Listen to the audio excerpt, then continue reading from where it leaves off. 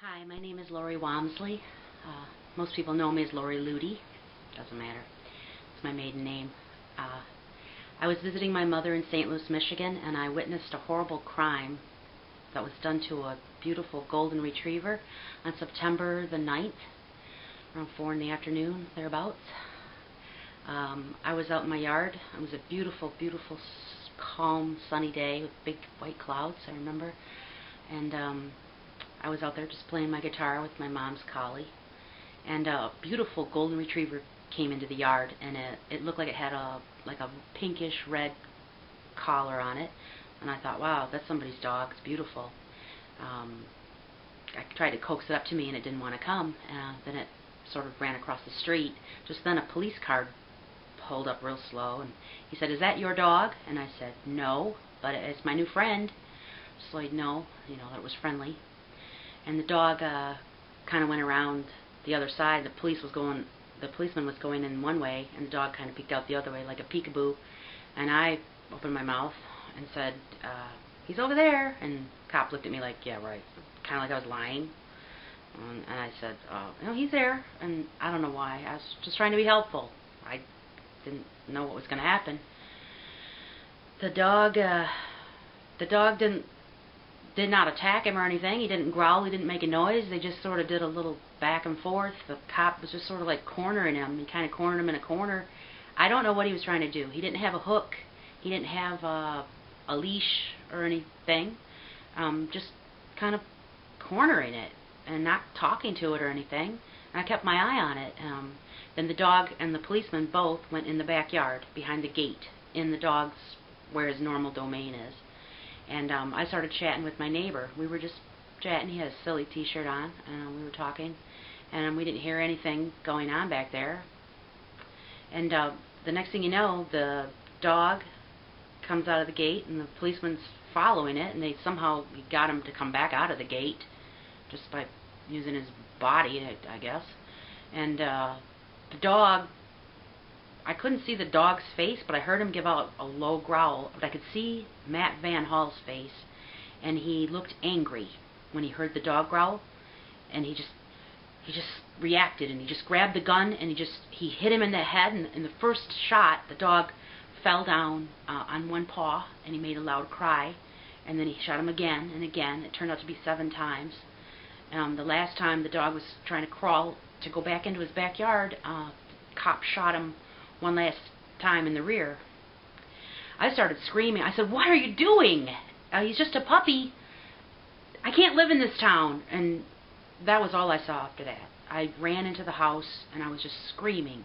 I've never witnessed anything so horrible. I've never seen anything blown away like that. And just for no reason. It did not have to happen like that.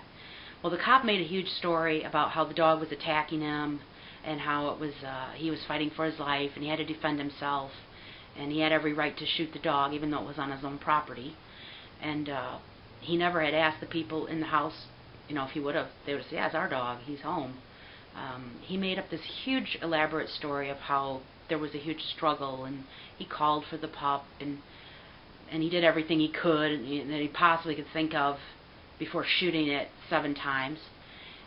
That's not what I saw. I'm the eyewitness.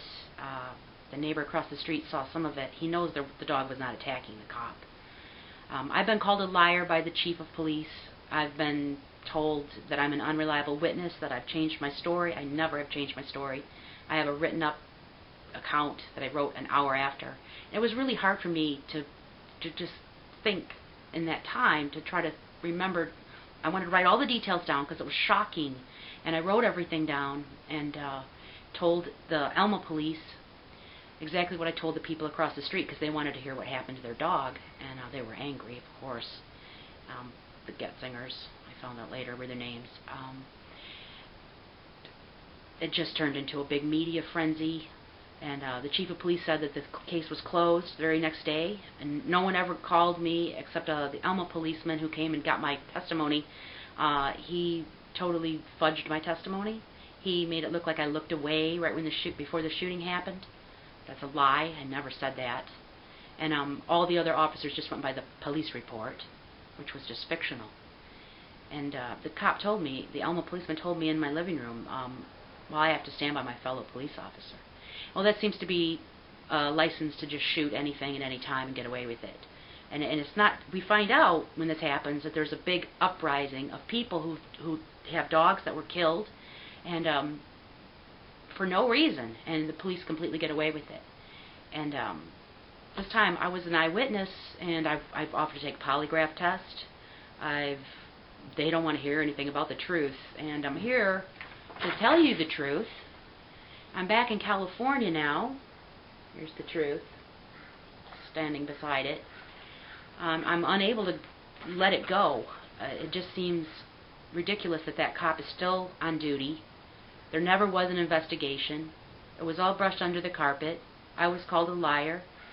And that cop, who made a really bad judgment call, according to his MySpace page, he had a bunch of pictures up on there that he thought police brutality was really funny, and racial profiling, you should warn a brother, like Warner Brothers, if he's going to come around after dark, and kicking perps downstairs, for years, and how protesting is really un-American. According to what I understand, that's the most American thing you can do is to march and speak your freedom of speech. But it's not really America anymore, and all I can say is the truth and hope someone will listen. Thank you.